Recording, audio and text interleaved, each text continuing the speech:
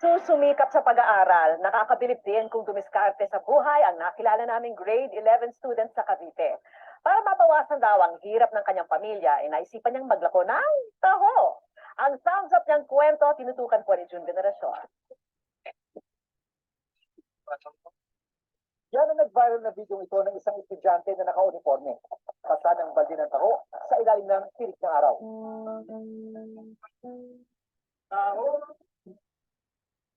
Mangha ako kasi bihira po sa mga gantong kabataan yung magbenta ng taho, lalo't hindi pa po siya nahihiya.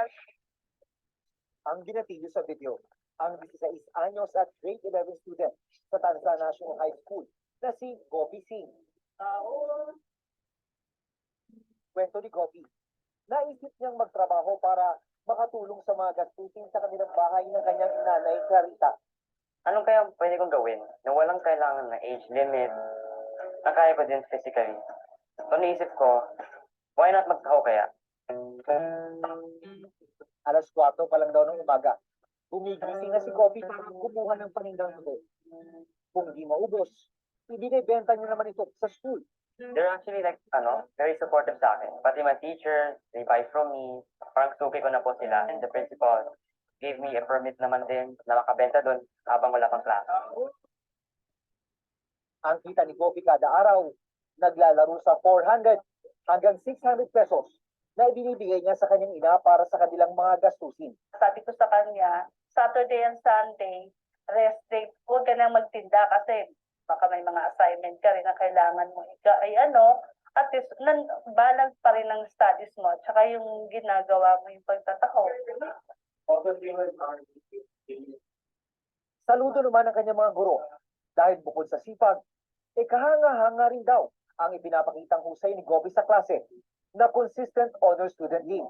Lahat po ng subject teachers sinasabi na magaling po siya. So, in written works and then performance stats, pati din recitation. Mas lalo siyang hinangaan ng mga kaklasmate niya. Pangarap daw ni Gopi balang araw na maging civil engineer na kanya raw aabutin sa pamamagitan ng pagsusumikap. Hindi po ako nahihiya kasi nga po, there's nothing wrong naman talaga sa ginagawa ko. It's a moral job. Kung generasyon nakatutok, 24 oras.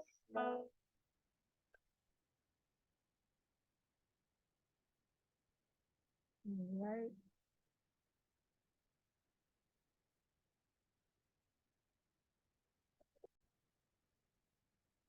Hi everyone. I hope you are done with the previous stages. So now we're into the last stage, which is teenage stage, no, beginning from 13 years old. A while ago, you have watched the short video clip about Topi, no?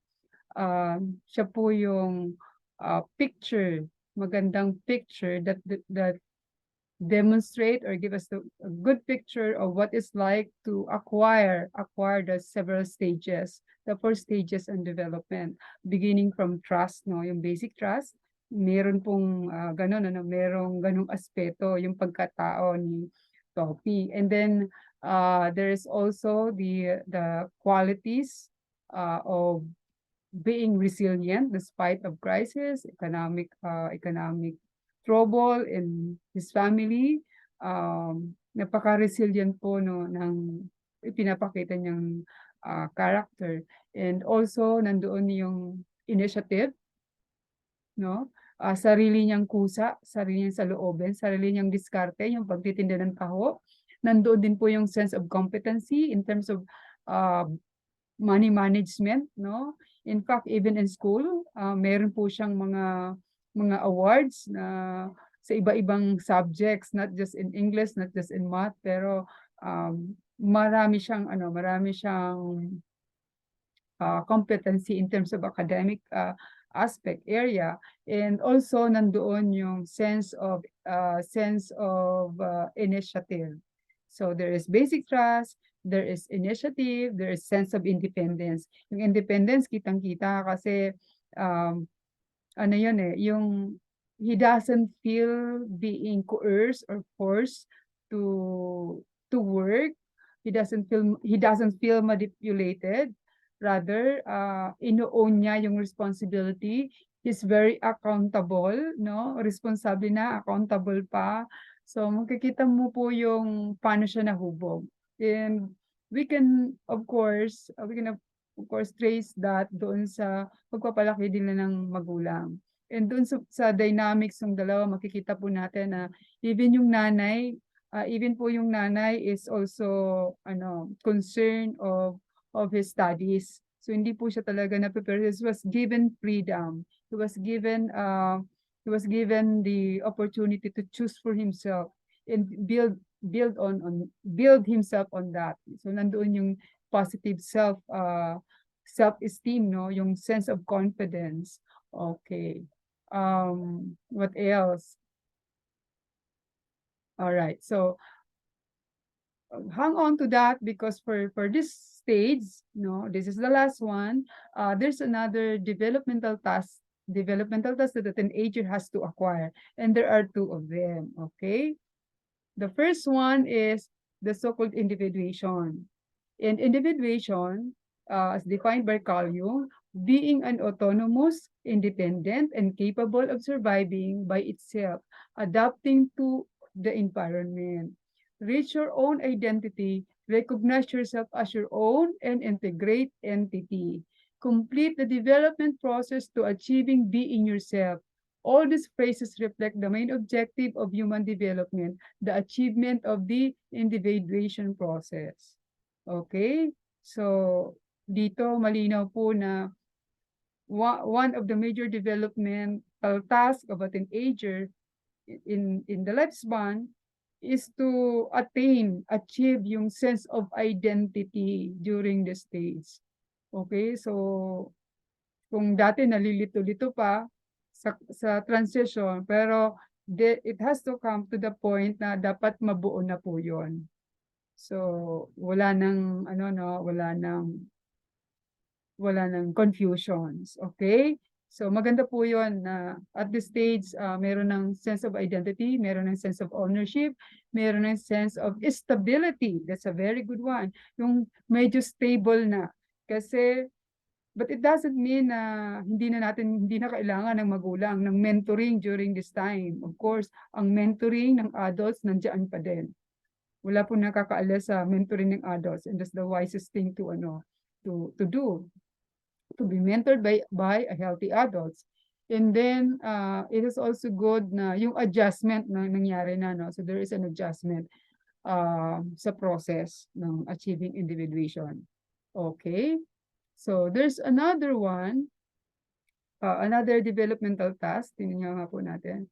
So again, the individuation, during individuation, yung children merely accept parents' values and faith. Yung teens must explore and weigh faith in values expressed by parents, peers, and culture, forging a sense of their own taste, values, and faith. So even po doon sa process ng mga morals and values and faith,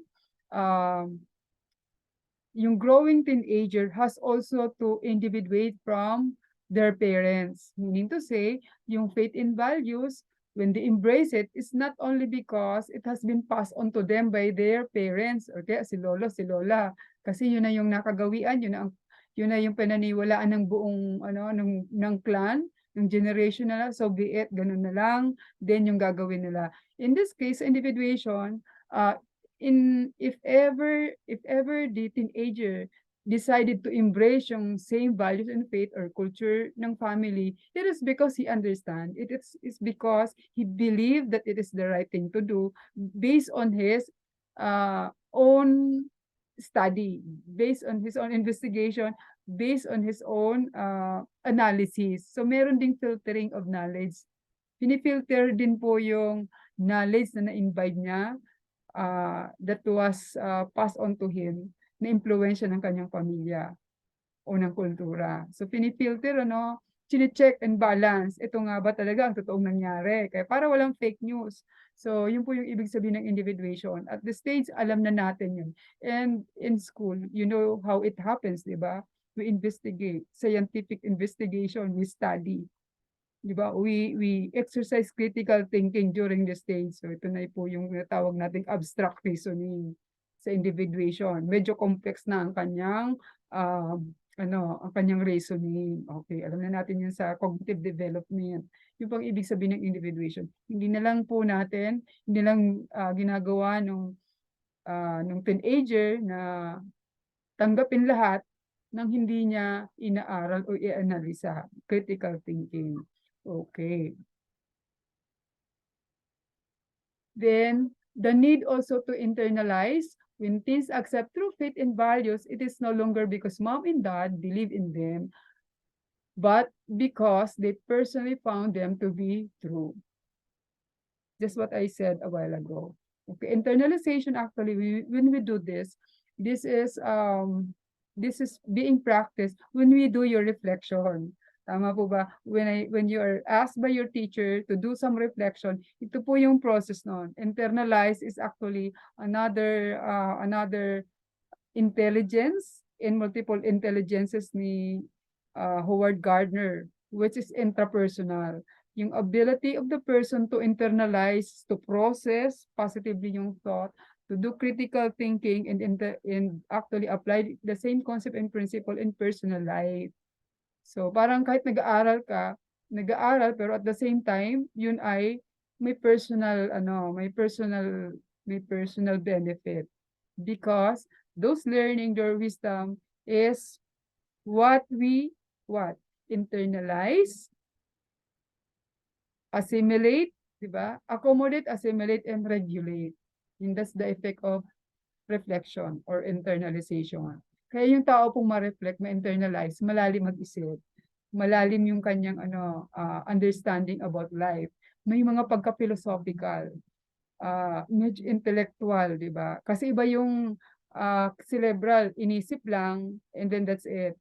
Okay? Pero internalization from the concept down to the heart, then you internalize. Kaya may application. Yung internalization, may pagbabago talaga yun sa pagkatao, sa behavior. Okay? So, yun po yung maganda. Not just, parang, yung concept, hindi lang sa isip, no? Hindi lang short term sa memory, but as well, it permeate the heart so that it will, later on, transform into positive behavior. That's internalization. And then, what is needed to create teens? Okay, need continued affection plus. So even all throughout, from beginning from zero, from the womb up to the stage, affection is continuously provided by the significant others or by loved ones. Ganun pa rin. So, paano ito pinapakita? Paano yung affection to demonstrate to the teenager? Number one, allowing them to feel that mom and dad trust them and believe in them.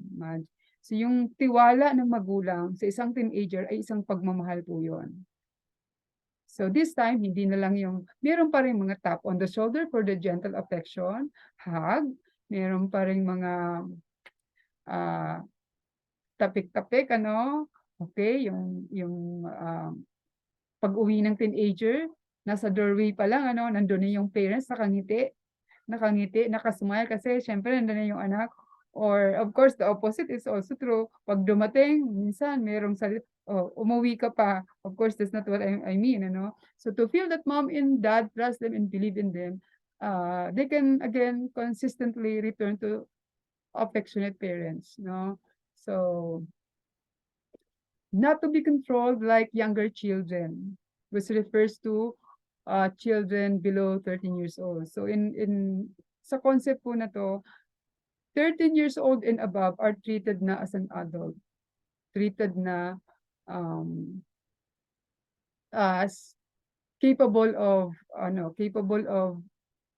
making decisions, making good choices for themselves with the guidance of the parents, So there would be a time na they have to be given the chance to decide for themselves, not to be controlled by younger children. Kasi yung mga bata, di ba, talagang kailangan rerendahan. Pero ito, there should be a certain limit to the lecture type lecture type discipline, kaya nagging. Hindi na po ito umo-over sa mga teenager. Ang tendency nito is magre-rebelde. Ayaw kasi naglalagay ng mga headset sa kanilang tenga para lang hindi marinig yung mga sermon, because it's not appropriate anymore. What's appropriate during this stage is for the parents to befriend their teenagers. Kakaibiganin po talaga ng magulang ang mga anak during teenagers. Kasi ang kaibigan ang kailangan ng mga teenagers ay isang kaibigan na, so that they can bond again, they can continue on the affection, they can continue on providing the teenager the trust that they needed. Kasi kung hindi alam yung kwento ng teenager, hindi nagkukwento ang anak, paano naman pagkakatiwalaan? So, dapat continue po yun, open ang communication, nagkakakwentuhan, nagkakakumustahan, and then walang preaching, walang nagging. Kasi may permiso din naman si nanay, si tatay sa gagawin ng anak. Okay, may mga agreement po yan. And of course, this should not be misunderstood as permissive parenting. Ang permissive parenting kasi walang involvement ang parents. Hindi po ganon. Kasi sa teenager, kumbaga, from birth, nag-invest na ng maganda yung mga parents. May investment na yung parents. So that during the stage of teenager, meron ng product po yon. Okay, may product na yung investment na yon, and that is they can trust the teenager already. They know what is right and what is wrong, although not 100%, pero at least yung kung ano yung alam na nila, they can actually execute that. Pwede na silang pagkatiwalaan sa kung ano yung alam na nila at kaya na nilang gawin during the stage, no? Ayun. Okay. So, gusto nila is usapan, kwentuhan, like friends, but not preaching anymore. Walang lecture. No controlling attitude. Okay? Then, as I mentioned a while ago, not to be lectured and to have parents share about their own mistake. Ito din po yung stage na parents now can share their own mistakes as in their younger years. And even as parents, kaya nang maintindihan ito ng mga bata, ng mga teenagers, kasi ito yung mga time na ang iniisip nila kung paano nila pagagandahin yung kanyang future, paano sila pipili ng kanilang career, ng kanilang mga siguro soulmates, yan, mga asawa, magiging asawa, likes and dislike. This is a good time to mentor teenagers during this, kasi yun na yung kanilang directions. And that's also to prevent the teenager to commit the same mistake like their parents. So, open na po yun. Pero siyempre, yung mga mistakes na yun, it's not appropriate if you share that to a 2-year-old, 3 years old, 4 years old, 6 years old, 7 years old. So, it's not appropriate for them. This is appropriate for teenagers. Kasi umiibig-ibig na, no? So, even yung self-control, kailangang ituro din, i-share din. Pero in a manner na sa context po ng friendship, hindi nagging, hindi imposing. Pag may nanligaw, no? May mga maganda po dito yung parents mismo nagkikwento kung paano nanligaw ang tatay sa nanay. Ganon din po yung values ng nanay, no? Anong nagustuhan sa tatay, ano yung ayaw, etc. etc. And then kung ano man yung mistakes na ginawa nila with their parents, siguro they have to tell them to they have to tell them to the teenager to prevent it from happening again. So may lesson na kasi na-learn yung mga parents. You also pass on the lesson as parents to the children. That's the important thing. Not just the mistake, but the lesson learned. Okay? Yun po yung napaka-importante during the stage. Allow the teenager to learn from their own mistakes. Not necessarily have to push them. Not necessarily we have to be permissive as parents so that when they commit mistake, they will learn from it. Hindi po ganon. Lagi naman po yung may sense ng authority. Okay? So ngayon nga, kasi nga later on, ang anak, alam naman nila kung ano yung fear sa parents at hindi. Okay? So pag na-establish na po lahat ng mga principles na yon, pwede natin pagkatiwalaan yung teenager. Okay? Kung magkakamali man yan, hindi naman yan mega bongga na pagkakamali. So there would be there will always be a chance to to settle or resolve yung issue kung meron man, okay? And the parent should be there, always supportive. And then to have parents who are not unnerved by strange new behavior, because during this time hindi lang yung hindi lang yung emotions, yung social life nila nagbabago din, yung interest nagbabago din. So when we say parents who are not unnerved by strange new behavior, kasi may mga times na ang mga teenager there were times that they wanted to isolate. Okay, sometimes because of the overwhelming pressures, yung transition from yung late childhood to adolescence, pre-adolescence, transition po yan, and there is crisis in between, some teenagers are not fully adjusted yet sa mga expectation as adolescents or teenager. So may mga ganon. So sometimes they tend to isolate. Sometimes because of emotional stress, din po yon. May mga pressure po ito. They wanted to spend more time with friends who can actually connect or relate to their experience rather than with the family. May mga ganon. And then there are also cases na pag-uwi, wholesome pa yung personality. No? Tapos isang araw, nakita na meron ng tattoo. So yung mga ganun, hindi naman nakakagulat. Later on kasi, dinadaanan lang nila yung stage na gano'n. So diyan, ang role po talaga ng parents is to be a friend to the teenager. So what are adult issues from the stage of lacking basic trust and proper development? So we have goody-two-shoes character or doing everything right. Okay, so pag sinabi po natin adult na siya, and yet hindi fully na establish yung mga characteristics or skills, competencies that should have been established from first stage, second stage, third stage, fourth, and fifth. Ang tendency ng adult is yung goody-two-shoes character, which is yung perfectionism, performance-oriented, always trying to do everything right. So pag ito po ang character or personality, sa likod po niyan, behind that personality, nandun po yung need for recognition, need for affirmation, kasi yun nga yung mga hindi niya natanggap or kulang, may deficit, kulang sa recognition, kulang sa attention, especially during 2 years old, na hindi nabigay sa kanya yung proper, yung center of the universe, so that even as an adult, nandun pa rin yung need for attention. Papansin pa din. Okay, so pwede po yun, marami pong behavior maraming behavior ang need ay attention ang kailangan. Okay, so what else? Yung control or control freak or imposing, alala niyo po yung controlling tsaka compliant. Okay, yung isa dominant, yung isa naman siya yung submissive. Okay. So, yung tendency nito ay laging dapat tama. So dahil lagi siyang tama, ang tendency nito merong sense of medyo domineering, imposing, domineering, and may sense ng pride, medyo proud.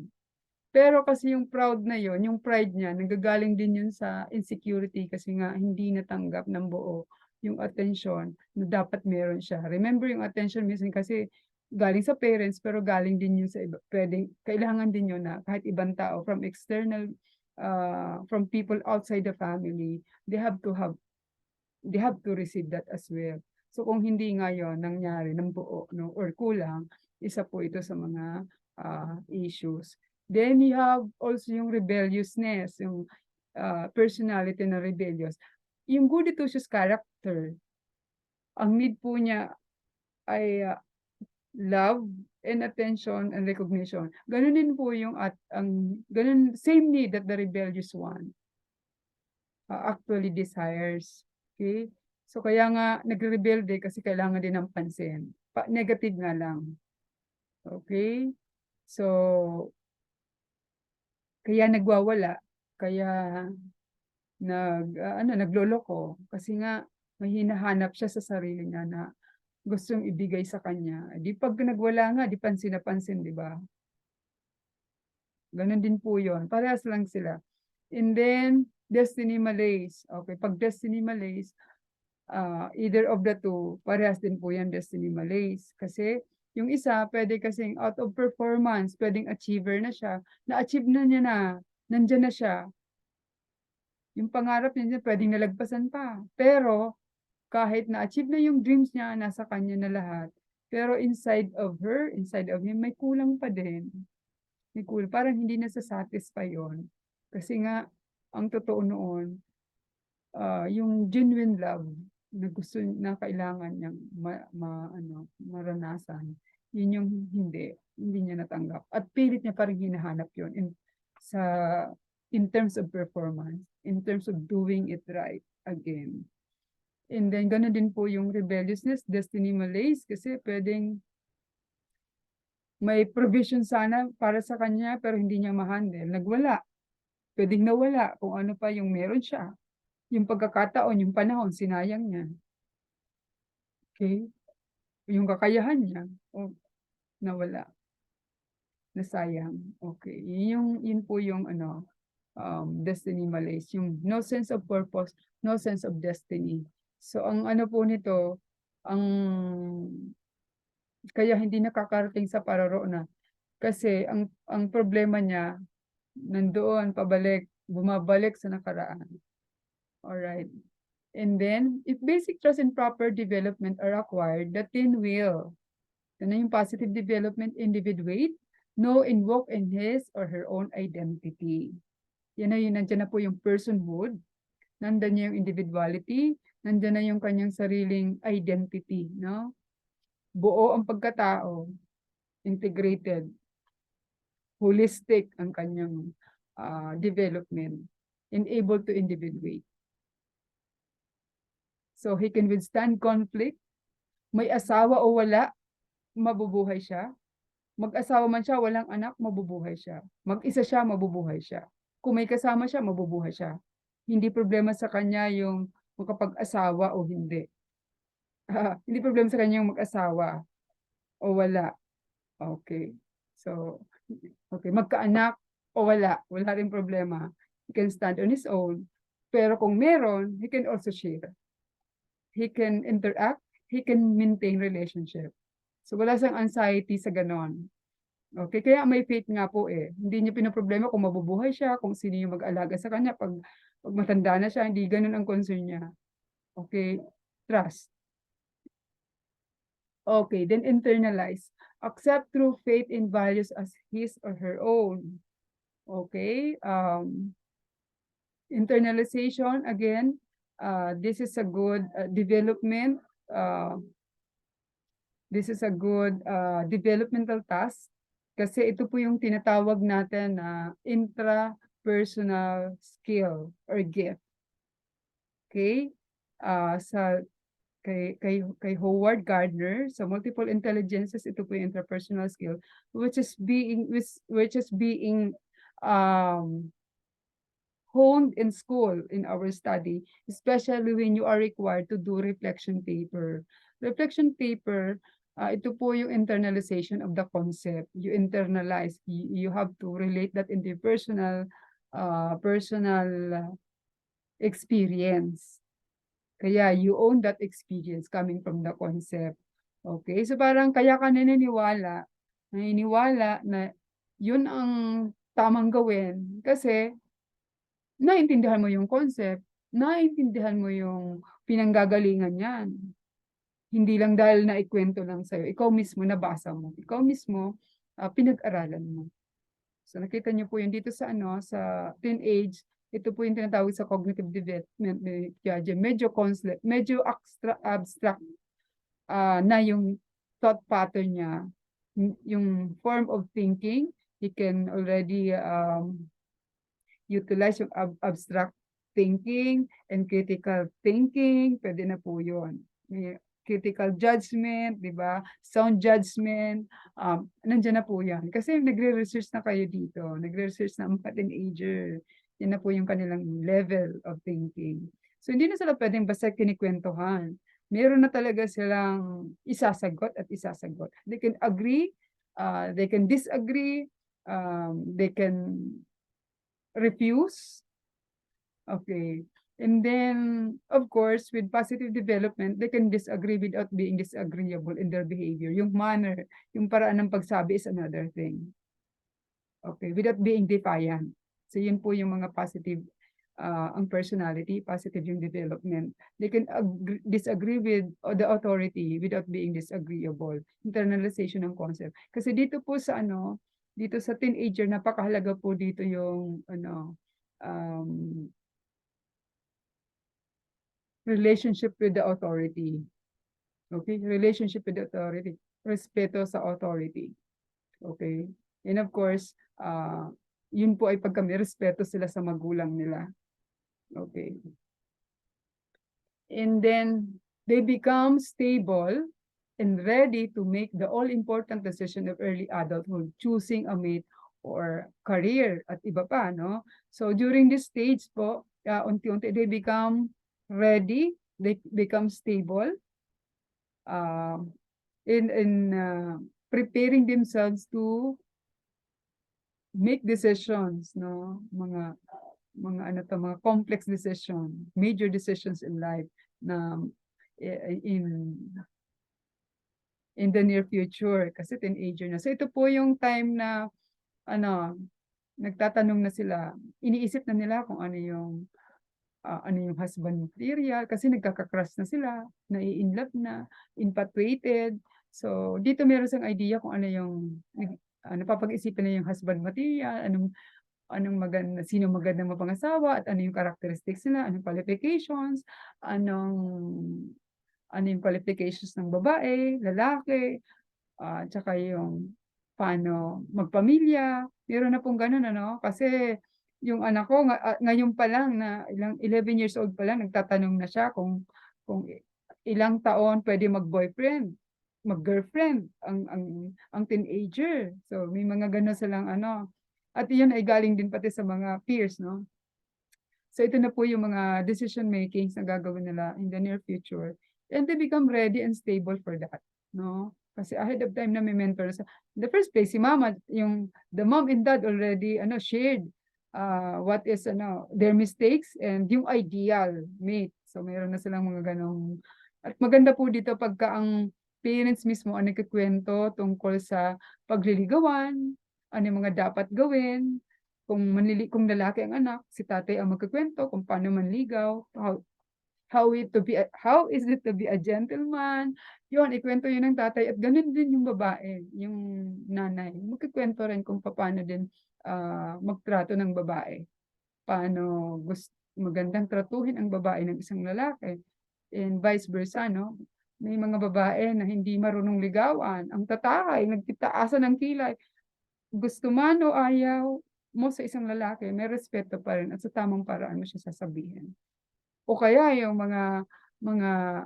may mga girls na ayaw-ayaw, gusto din naman, so hindi ang gulo, no? Di ba? So yung mga, again, dito yung praksa, say no when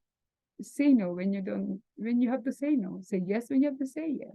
Or kaya kung hindi, then you spend, if you're not ready to say, you're not ready. Diba? So, yun yung mga ganong, being fair with yourself at saka with the other person. Okay. At pagka sinabi naman yun, siyempre, dapat irespeto din naman ng lalaki. Ang iba naman, talagang dinadaan sa kulit, no? So, that should not be, kasi ang babae, hindi naman nare-respeto pagka ang kulit ng niligaw, di ba? Yung ganon. Okay, so, ipakwento na lang kayo sa mga parents nyo. And then, what else? Career. It's also good to talk about careers during this stage.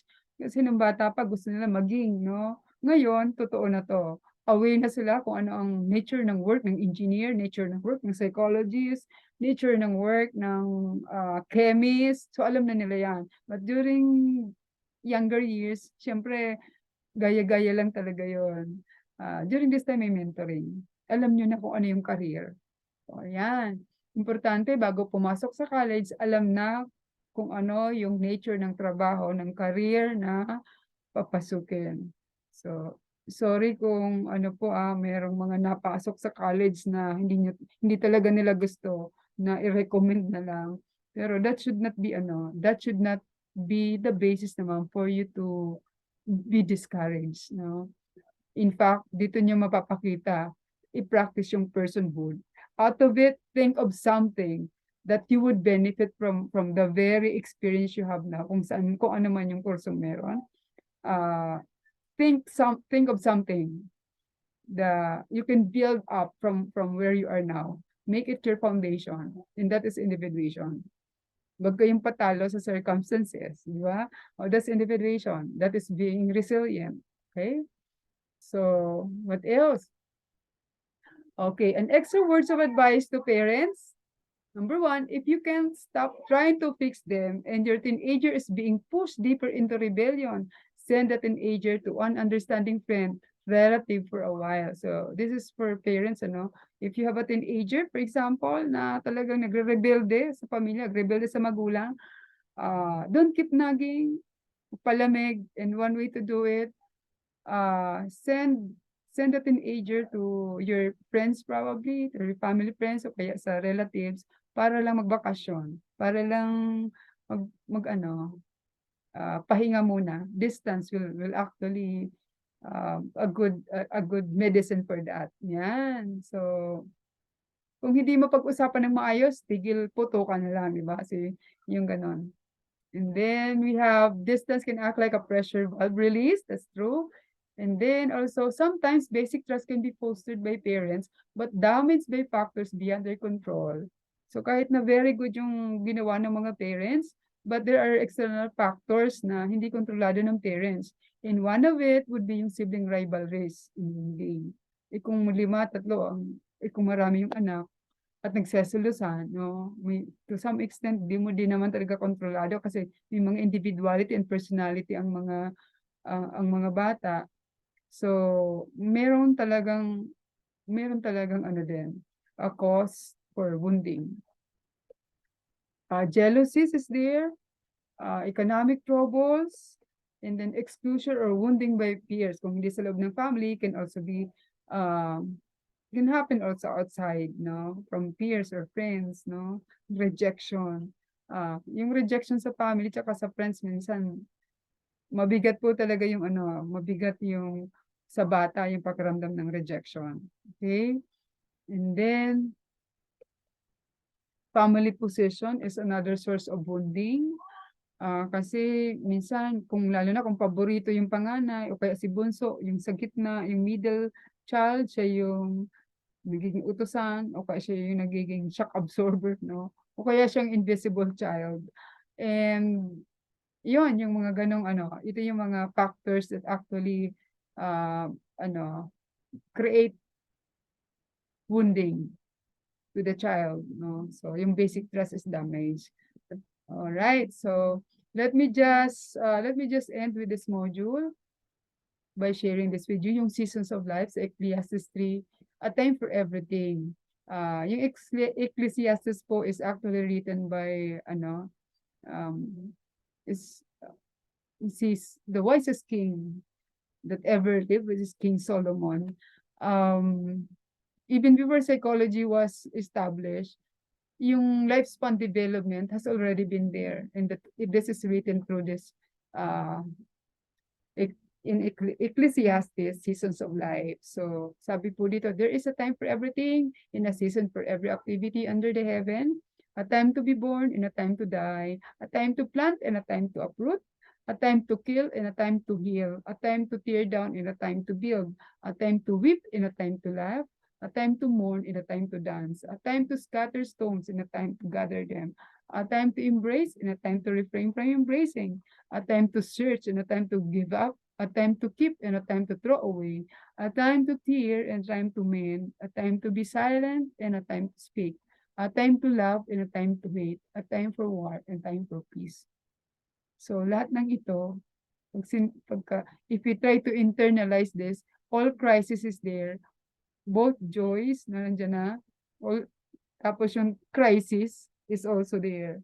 So if we can just live with this, with certainty that life is both joys and sadness and crisis, so be it. Okay, so trust is the answer. So word of caution, this module is intended for educational purposes and to encourage anyone who desires to be in helping professions like you, as future psychologists and future parents, and anyone seeking individual growth.